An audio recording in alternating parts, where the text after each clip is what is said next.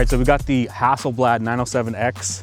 This is a camera I never thought I'd be shooting with, but here we are. So we're shooting an X-Pan, which is like a really crazy crop. It's 65 by 24. And Hasselblad's kind of the OG of X-Pan because they had a camera that just shot that way. Yeah, if you're walking up this way, I'll get back this way. So you're looking straight ahead out that direction.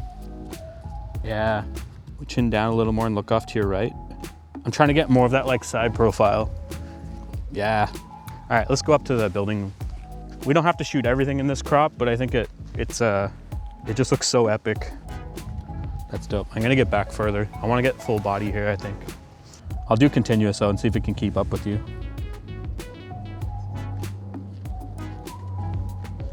I love when the wind is like throwing the jacket back. These are gonna look so good in black and white. That's fun. And I kind of like your head tilted back just a little bit, like you're about to run. Yeah, that's dope. Oh, the sun's coming out, here we go. Drop my shutter down a bit.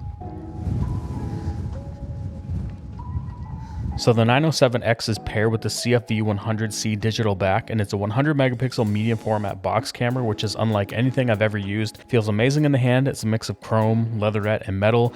And the shutter button's up front. It's a really simple 2-button setup with the dial that's also your aperture control. It has a 3.2-inch beautiful touchscreen that also has 2 stages of flip out. So you've got 45-degree and 90-degree angles. There's a few buttons below the screen, but most of the time I was just using the touchscreen to navigate everything. The battery is side loaded, and beside that is the CF Express B card slot. But one major feature of this camera is that it has 1 terabyte of fast internal storage, which is amazing. And for the lens, I'm using the 55mm f2.5, which is close to a 43mm full frame equivalent. So just to be transparent, Hasselblad is letting me keep the 907X, which is really dope because this is going to allow me to have more experience with it and then also share my experience with you guys versus me getting the camera in for like a week and then that's the last time we see it.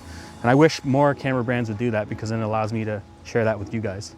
Maybe get one with hand up, like you're popping the jacket up or adjusting the collar or something kind of in that area. I just want to get your hand in frame, yeah. Wow. These are insane.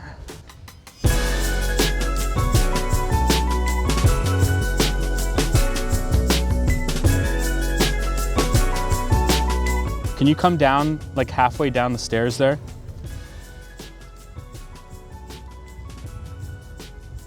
Okay, right about there. Yeah, and then just hold that spot.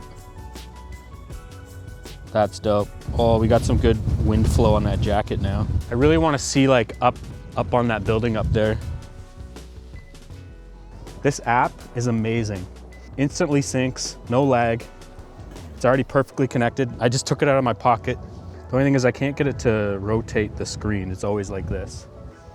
It's always shooting in a square. And the other thing is I'm shooting an X-Pan on the camera, but the app is not in X-Pan. Yeah, so I kind of want it to feel like you were walking up the stairs and you just looked back at me last second, kind of thing. So I'll count you in. Yeah, amazing. Okay, I want to get that hand in frame, that left hand. Yeah, 3, 2, 1, action. Yes, that's amazing.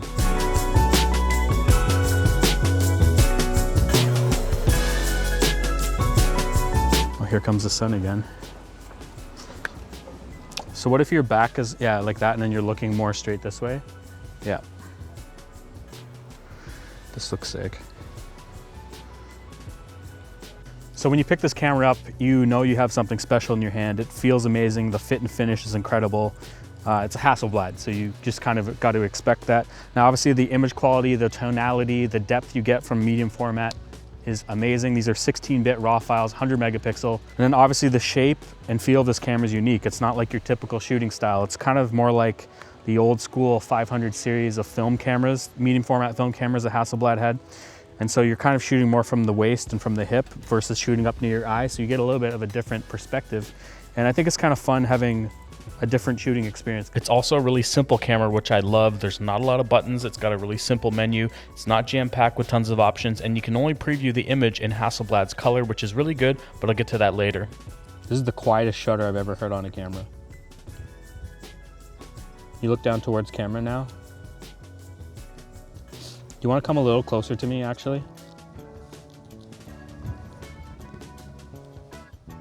Nice.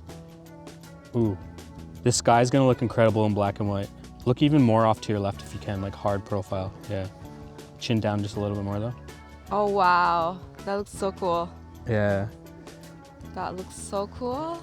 These ones too? Wait till the sky's in black and white too. I gotta get up higher. If you can go back up to that step you were on. Go back up? Yeah. Okay, do you want to come down the stairs into the light here? So I'm gonna get on a lower angle. That's sick. And then let's get you looking like straight in ahead, kind of. That's insane. These are so good. Chin down a little more. These are so good.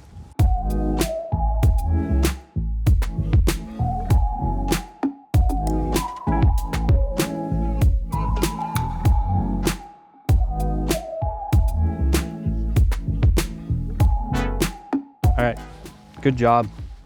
I could have you sit here too. Yeah, sit here. Would look out this way a little more, yeah. That's so dope. This lighting's crazy right now. It's so soft. Look off a little bit more to your right, a little bit more profile with me, and then chin down a bit more. Right there. Oof, that's the shot. We got it. It looks like Photoshop. It does. Like, why does it look so perfect? Oh, maybe this is a frame I kind of want to get here. Keep holding that, looking back at camera. Nice. That is so cool. There's a garbage can I'm gonna have to remove, but I love it.